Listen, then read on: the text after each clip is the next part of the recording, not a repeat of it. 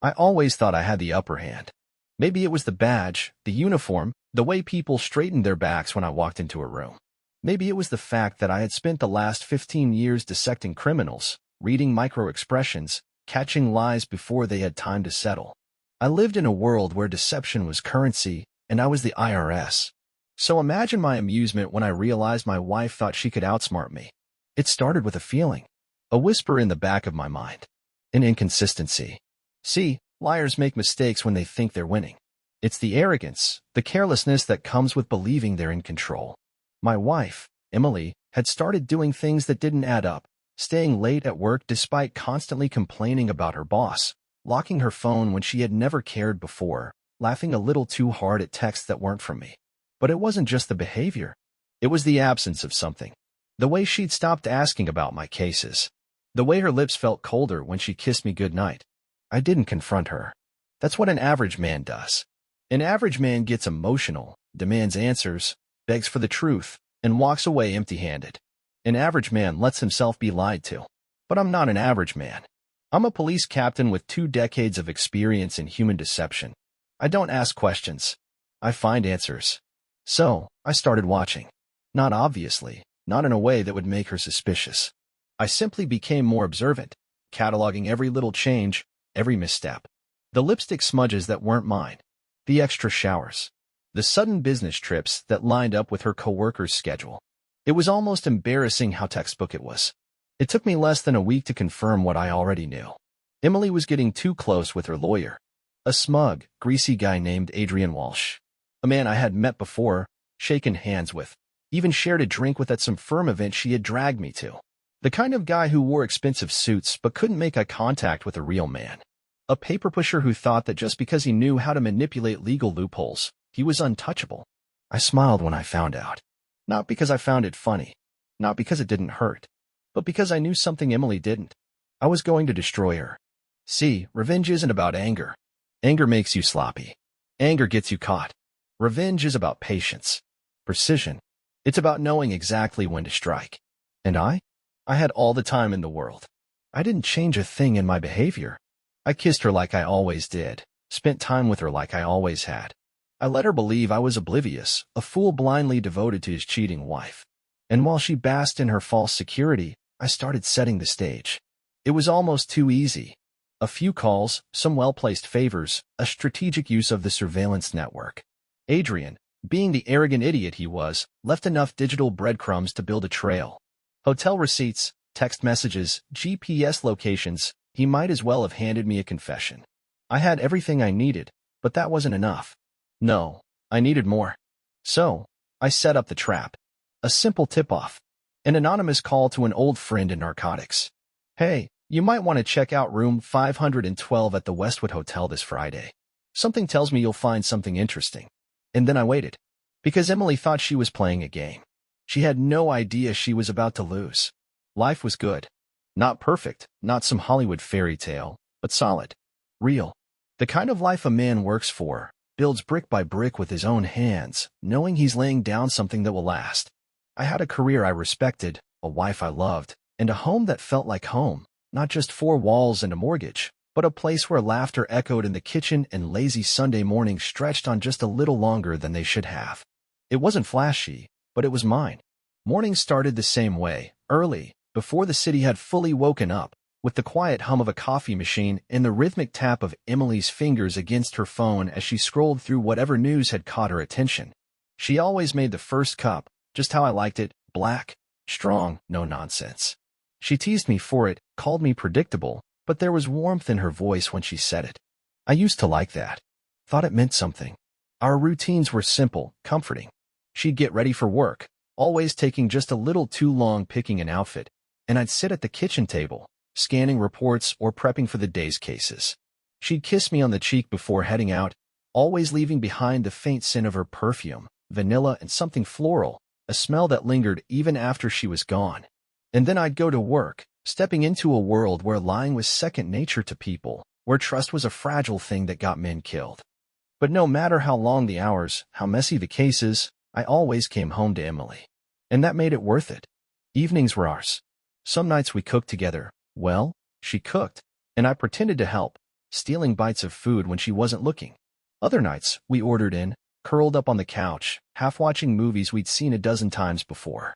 She had this way of falling asleep before the plot even got going, her head resting against my shoulder, her breathing slow and steady.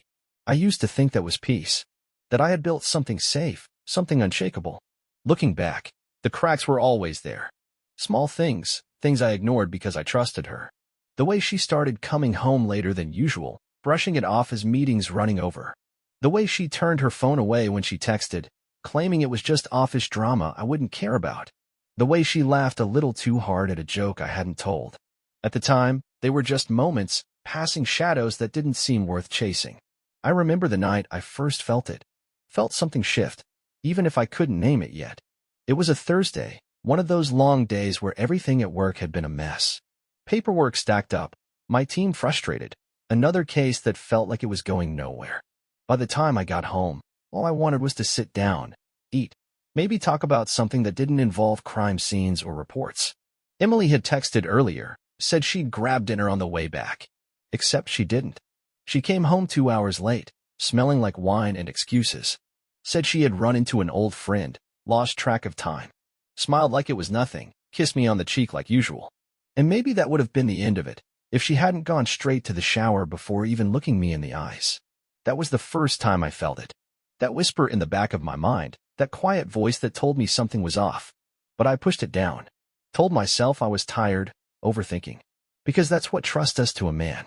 It blinds him, makes him want to believe the lie over the truth staring him in the face. I remember another night, a few weeks later. We were out at some firm event, one of those cocktail things I never cared for but went it anyway because it mattered to Laher. That's where I met Adrian Walsh for the first time, or at least, the first time I really saw him. He was exactly the kind of guy I expected, slick, polished, too friendly. The kind of man who thought confidence could replace character. I shook his hand, and something in me knew. It wasn't the way he looked at her, though that should have been enough. It was the way she looked at him. Not like a colleague. Like something else. Something I didn't have a name for yet. But I didn't say anything. Because trust is a funny thing. It makes a man doubt his own instincts. So I let it go. Life went on.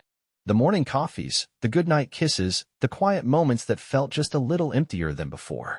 And maybe that's the cruelest part, not the moment you find out, but the slow, creeping realization that the life you thought was solid was already slipping away. That the love you thought was unshakable had already been shaken. That you had been living in the past while she had already moved on. I just didn't know it yet. But I would. And when I did, I wasn't going to break. I was going to make her regret ever thinking I was blind. It was the perfume that did it. Not the missing hours, not the late nights at work, not the forced smiles when I asked how her day had been. It was the perfume. Emily had worn the same scent for years, vanilla and something soft, almost floral, the kind of fragrance that clung to her skin long after she left a room. It was familiar, comfortable, hers.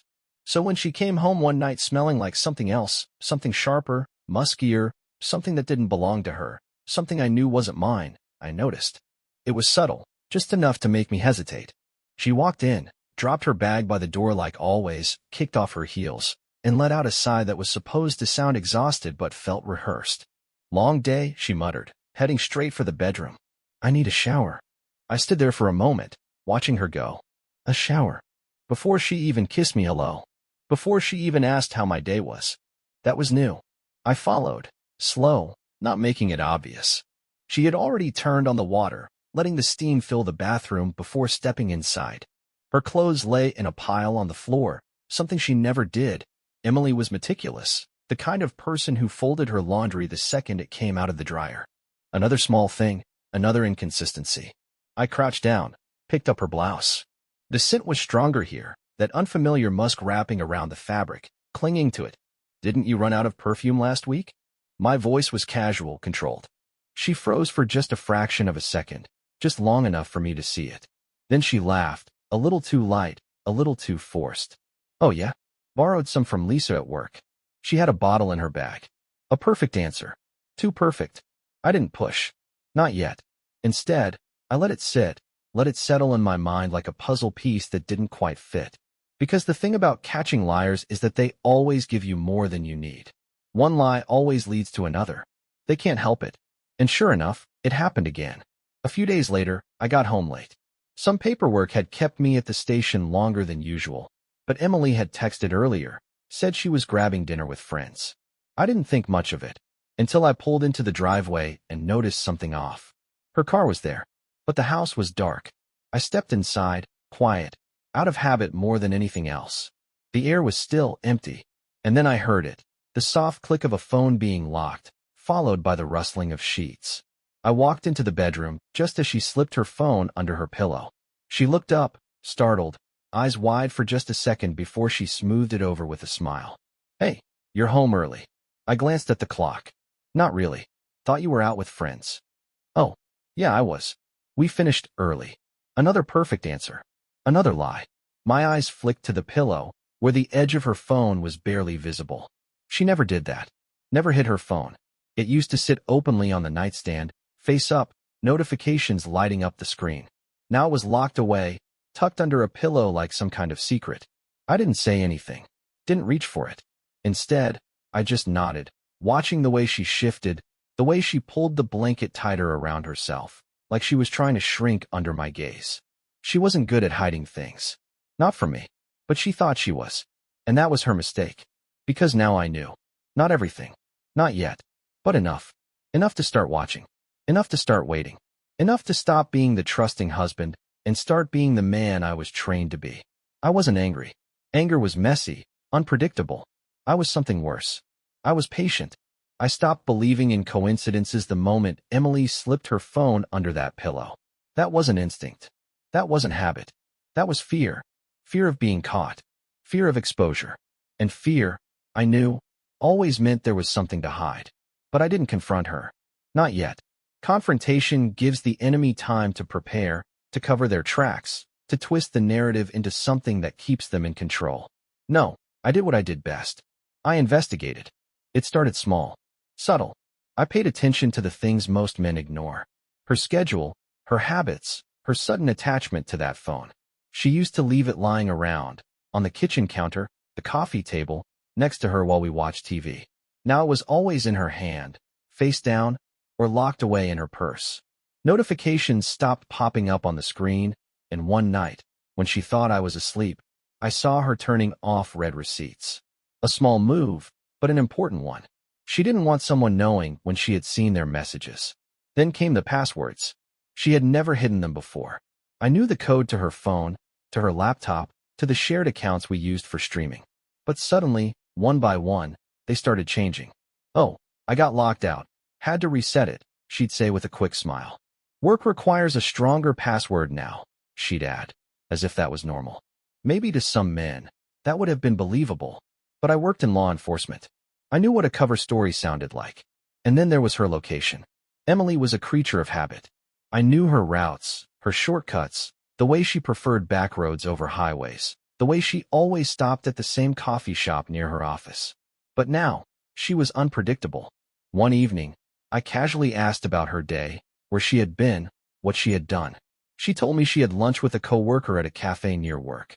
But the thing about lying is that people forget the details. 2 days later, she mentioned the same coworker, same cafe, but a different day. I nodded like I believed her, but inside, I was already mapping out her movements. That's when I placed the first tracker. Nothing invasive, nothing illegal, just a small GPS tag on her car, tucked discreetly inside the dashboard. I didn't check it every hour. That's what an emotional man would do. Instead, I let the data build, let the pattern reveal itself. And sure enough, the pattern was there. Every Tuesday and Friday, between 6 p.m. and 9 p.m., Emily's car was nowhere near her office. Nowhere near the places she claimed to be. Instead, it was parked in the lot of a high-end hotel on the other side of the city. The kind of place where businessmen met their partners. The kind of place where secrets were traded behind closed doors. I wasn't surprised. But I wasn't done. Knowing the location wasn't enough. I needed more. I needed to see it. The next step was simple. A burner phone. A fake social media account. A few messages to a private investigator I had worked with before. I didn't tell him it was personal. I didn't need to. A man like me doesn't hire a PI unless it's serious, and he knew better than to ask questions. Within days, I had what I needed. Pictures. Timestamps. Emily, stepping into the hotel. Emily, meeting someone. Adrian Walsh. The moment I saw his face, I almost laughed. I had suspected, but seeing it confirmed in black and white made it feel real. The lawyer, the smug, self-important guy I had shaken hands with, stood next to at firm events, listened to as he droned on about loopholes and litigation strategies. He thought he was untouchable. He had no idea who he was playing with. But I wasn't ready to strike. Not yet. Because I didn't just want to catch them. I wanted to ruin them. So I played my part. I stayed the same. Kissed her goodnight, asked about her day, listened to her lie straight to my face without so much as a twitch. And every time she looked at me, every time she smiled and thought she was getting away with it, I felt the satisfaction build. I let her dig her own grave. One lie at a time. It was the video that did it. Not the texts, not the receipts, not the photos of Emily walking into that hotel with Adrian Walsh like they owned the place. Those were just pieces of the puzzle, confirming what I had already known. But the video? That was different. That was undeniable. That was the moment my patience turned into something sharper. It arrived in my inbox at exactly 10:47 p.m. A file attachment, sent by the private investigator. No message, no unnecessary words. Just the evidence. I was alone in my office at home, the dim glow of my monitor casting shadows on the walls. I clicked the file. The footage was grainy, taken from a security camera across the street from the hotel. It didn't need to be high definition. I could recognize my wife anywhere. There she was, stepping out of her car, hair perfect, makeup flawless, dressed just a little too well for drinks with the girls. I watched her check her phone, glance around as if making sure she wasn't seen, then walk inside. 3 minutes later, Adrian arrived. His car pulled up smoothly, like he had done this 100 times before. He stepped out, adjusted his tie, and strolled inside without hesitation. He wasn't worried. He wasn't looking over his shoulder. Because he thought he was safe. The timestamp on the footage showed they were inside for 2 hours. 2 hours. And when they finally emerged, their body language told me everything I needed to know. She wasn't just cheating. She was comfortable. Relaxed. The way she smiled at him, the way he placed a hand on her lower back as they walked toward his car, it was practiced, familiar. This wasn't a mistake. This wasn't guilt. This was routine. I felt something shift inside me. Not rage. Not heartbreak. Something colder. More calculated. I leaned back in my chair, staring at the screen, letting it all sink in. The months of lies, the changed passwords, the fake work meetings, the showers the moment she got home. It had all led to this moment. And now, I had everything I needed. I exhaled slowly, controlled, steady. No shaking hands, no pounding heart. Just clarity. Because I wasn't the victim here. She was. She just didn't know it yet. I closed the file, deleted the email, and opened a new document on my computer. This wasn't going to be some dramatic confrontation, some shouting match where she cried and made excuses. No, that would be letting her off too easy. This needed to be perfect. A betrayal like this didn't deserve anger. It deserved consequences. Revenge wasn't about rage. Rage was impulsive, sloppy. I didn't need to throw things, didn't need to scream at her, didn't need to let her see that I knew. No, what I needed was control. Precision. The kind of slow, inevitable destruction that left no way out. She had played her game well, but she had underestimated me. She thought she was sneaky, that she was covering her tracks. But I had spent my entire career hunting down liars, taking apart criminals piece by piece until there was nothing left. And now, the woman I had once trusted more than anyone was about to learn what it felt like to be hunted. I needed to hit her where it hurt the most. Emily cared about 2 things above all else, her reputation and her future. She loved the admiration, the perfect life she had built in the eyes of others. The devoted wife of a respected police captain, the intelligent, charming woman who always had the right words at dinner parties, the one who walked into a room and owned it. That was the life she had curated, and I was going to take it from her, piece by piece, until there was nothing left but regret. The first step was making sure she had no idea what was coming. I had to play the fool just a little longer. I kept my routine the same. Kissed her when I left for work, asked about her day, nodded along to the lies. Every time she snuck a glance at her phone, I pretended not to notice. Every time she came home just a little too late, smelling just a little too clean, I smiled like nothing was wrong. She had no reason to suspect that I already knew everything. That was the key. She needed to believe she was still in control. The next step was turning her world against her. I started small. A casual conversation with her closest friends, dropping hints about her being stressed lately. A subtle comment to her parents about how she had been working late, a lot, and seemed distant. I wasn't accusing her of anything. I was planting doubt, making them look at her differently. The cracks would form on their own. But that wasn't enough. I needed something bigger, something public. That's when I thought of the perfect way to expose her. Something so undeniable, so humiliating, that she wouldn't be able to talk her way out of it. A raid. See, as a police captain, I had access to resources, connections. I knew exactly how to make a scene without breaking a single rule. Adrian Walsh, the smug little lawyer she had been meeting, had just enough dirt on him to warrant an investigation. Some questionable client dealings, some reports of under-the-table favors that had been floating around for a while.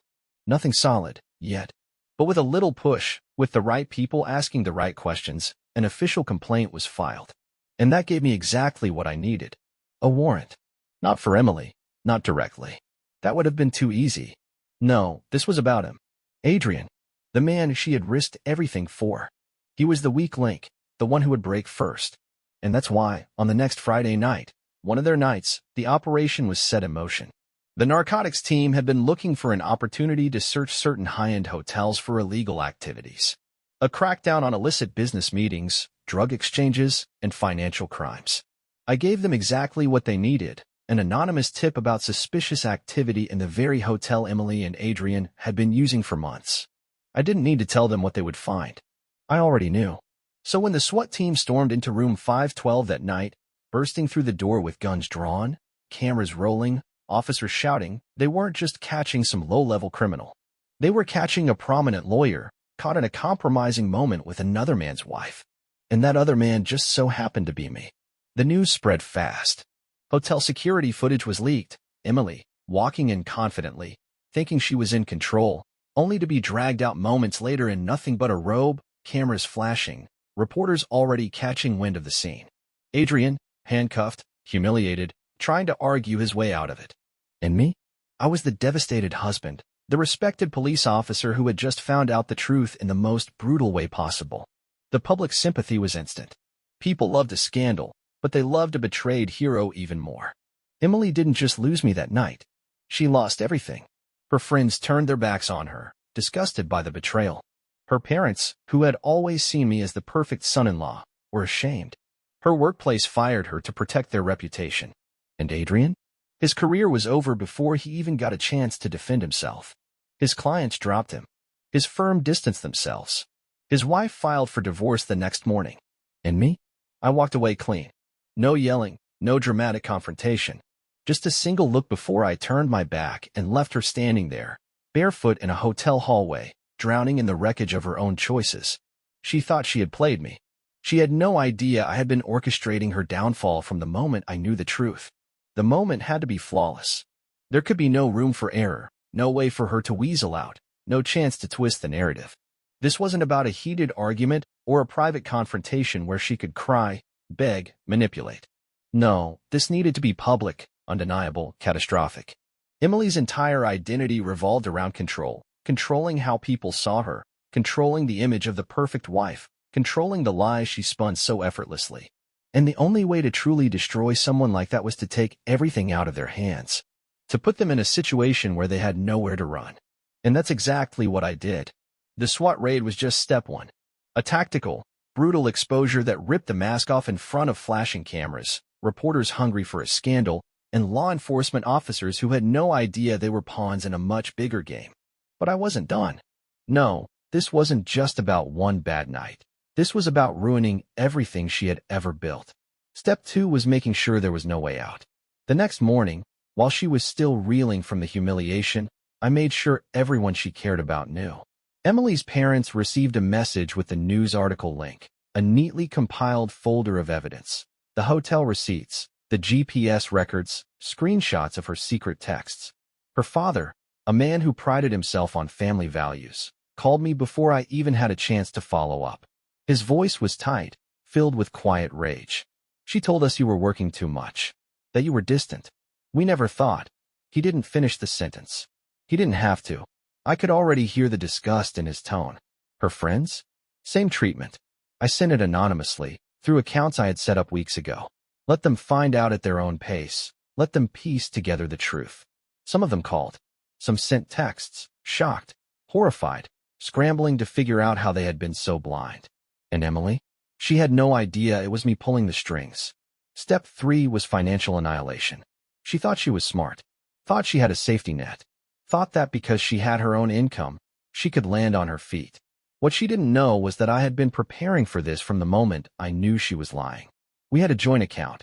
The moment I saw the first real signs of betrayal, I started quietly transferring funds into an account under my name only. Nothing drastic, nothing noticeable, just small, steady withdrawals over time, until her access to money was gone. The house, mine. The car, mine. Every major asset, legally protected and locked down in a way that left her with nothing. I had even canceled her credit cards the night before the raid, making sure she wouldn't notice until she tried to use them. And then came the final blow. She showed up at the house later that afternoon, disheveled, humiliated, panic written all over her face. She hadn't even changed her clothes from the night before. She thought she could talk her way out of this. Thought that if she just saw me in person, she could spin a story, find a way to salvage something. I let her walk in. Let her start with the fake, let me explain, and that I never meant to hurt you. And then I handed her the envelope. Divorce papers. But not just any divorce papers. The kind that left her with absolutely nothing.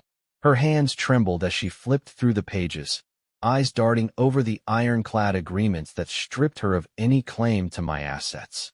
The house, the savings, everything, legally tied up in a way that meant she couldn't touch a single cent.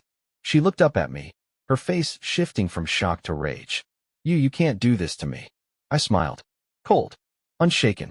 Unmoved. I already did. Her lips parted, but no words came out. She knew. She knew she had already lost. You thought you could lie to me, sneak around like I was just some idiot husband who wouldn't notice. I stepped closer, my voice low, controlled. Lethal. You thought you were playing me. I let the silence stretch, watching her squirm under the weight of it. Then I leaned in just slightly, my next words a quiet, final verdict. But I was playing you the whole time. She inhaled sharply, blinking fast, trying to hold back tears she knew wouldn't work on me anymore. You don't understand, I cut her off. No, you don't understand. You lost. I spent months waiting, planning, making sure that when I walked away, you wouldn't just be alone, you'd be ruined.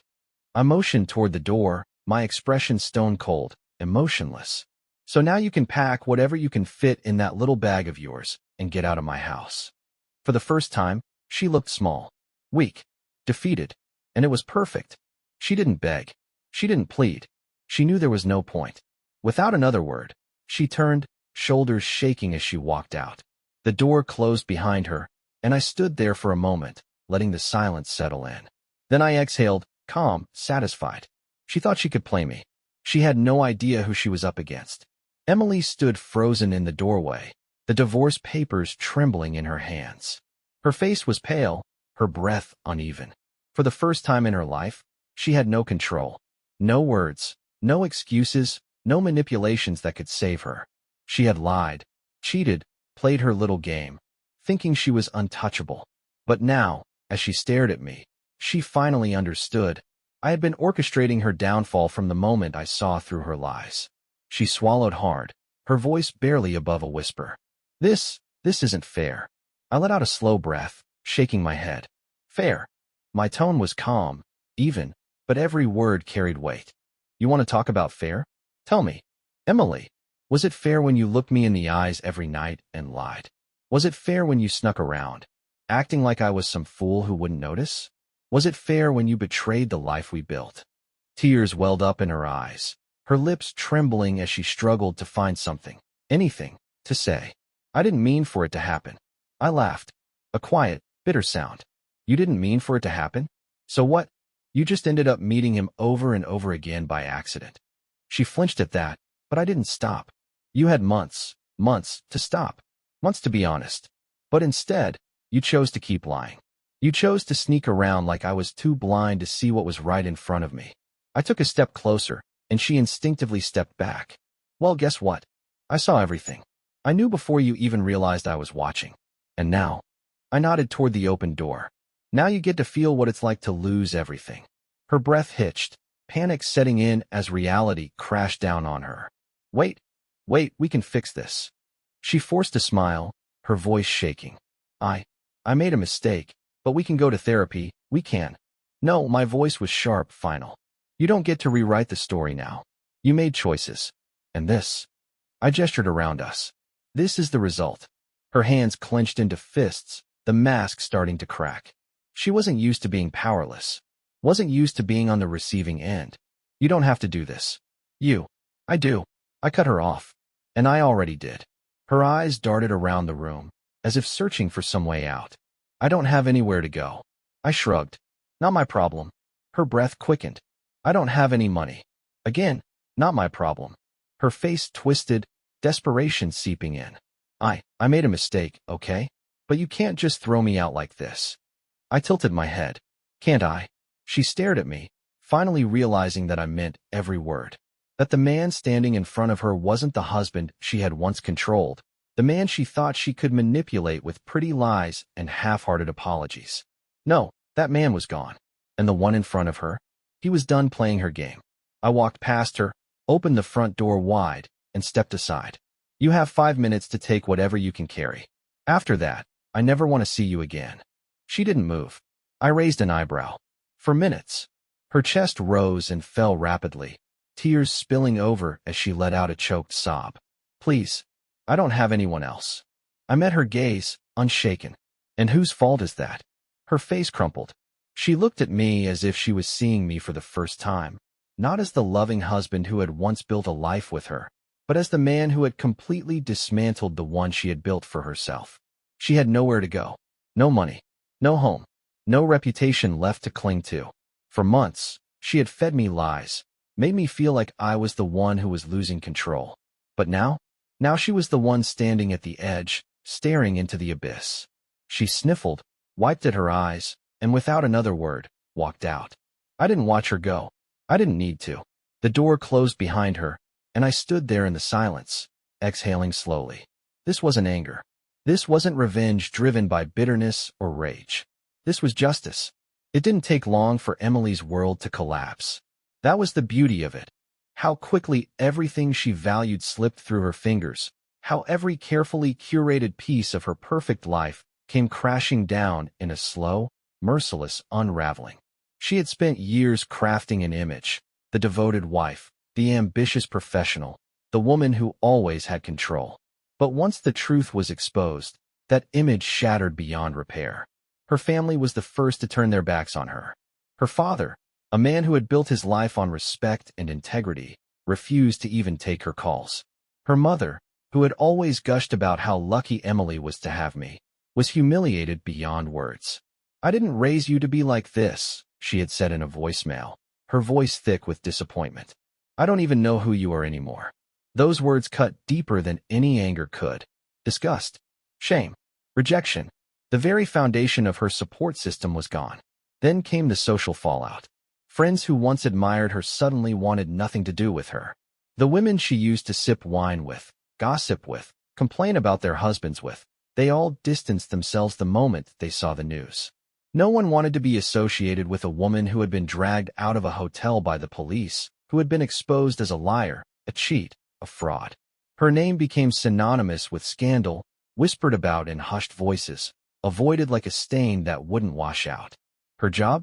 Gone. She had worked for years to build her reputation in the corporate world, and in one night, she destroyed it. Her firm let her go, citing professional misconduct to keep things clean, but everyone knew the truth. No high-end company wanted the publicity risk of employing a woman whose secret meetings had become a spectacle, whose face had been plastered across news sites, whose personal humiliation had become public entertainment. She tried applying elsewhere, but her name had become toxic. No one would touch her. And Adrian Walsh? The man she threw everything away for? He abandoned her too. His career was already in freefall, and he needed to do damage control.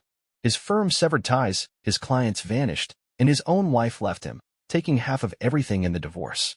The moment it became clear that Emily was more of a liability than a partner, he did exactly what men like him always do. He ran. No explanation, no closure, no final words. Just silence.